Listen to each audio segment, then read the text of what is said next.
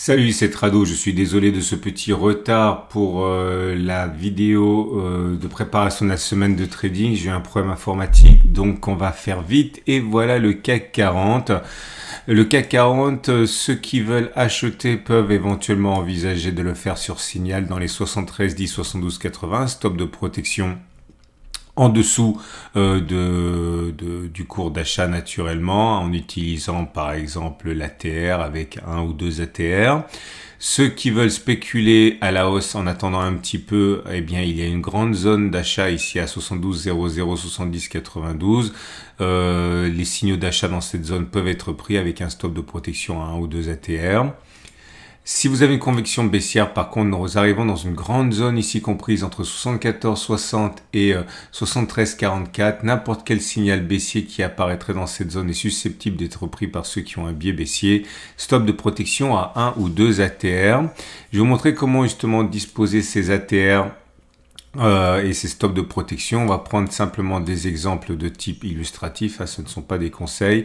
On a besoin d'un outil qui s'appelle l'Average True Range, ici ATR, et on va prendre l'exemple d'un stop de protection à 2 ATR, mais vous pouvez prendre 1 ATR, 2 ATR, 3 ATR, 1,5 ATR, tout dépend de la marge de manœuvre que vous voulez par rapport à votre stop de protection. Donc on va prendre encore une fois le même exemple à 73,00. Imaginons que vous ayez un signal qui apparaît à 73,00, donc vous prenez votre calculatrice 73,00 et en prenant un stop de protection à 2 ATR, vous prenez la valeur de l'ATR actuellement, elle est à 30.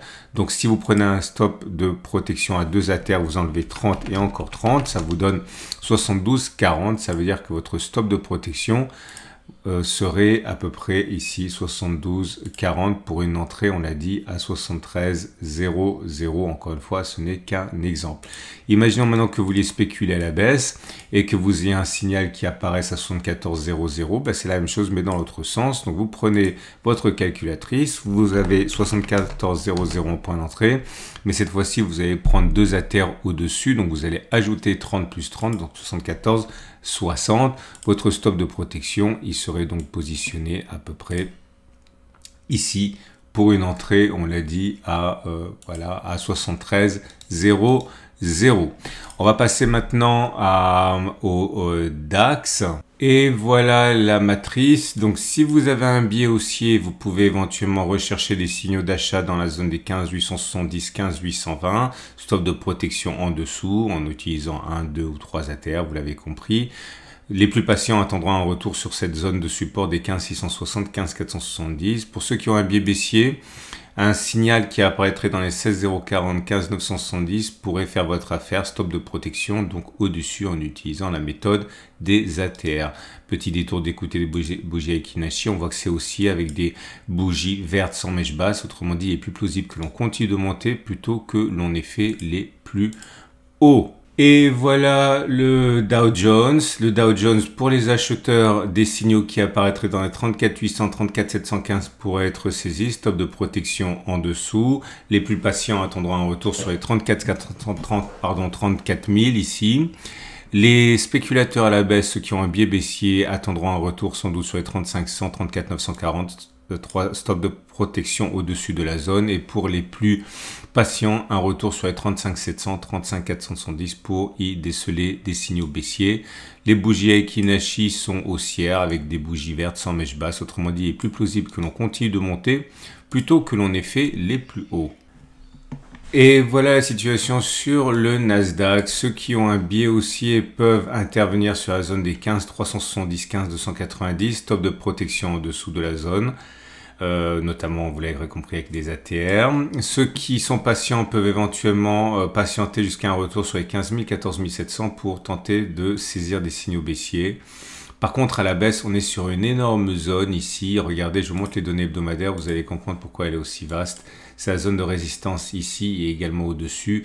Donc à partir de là, n'importe quel signal baissier qui apparaîtrait dans cette zone est susceptible d'être saisi. Stop de protection, bien sûr, au-dessus de la zone, enfin au-dessus du point d'entrée en utilisant les ATR. Les bougies Aekinashi sont également plutôt favorables avec des bougies vertes, certes courtes, mais sans mèche basse. Autrement dit, il est plus plausible que l'on continue de monter plutôt que l'on ait fait les plus hauts.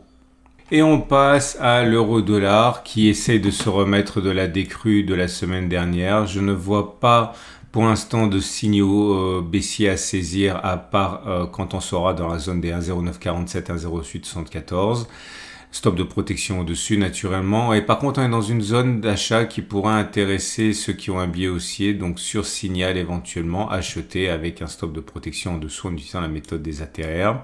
Comme vous pouvez le constater, les bougies Aiki-Nashi sont pour l'instant pas mal en amélioration avec une première bougie verte sans mèche basse. Autrement dit, il est plus plausible que l'on continue de monter à partir du moment présent plutôt que l'on ait fait les plus hauts.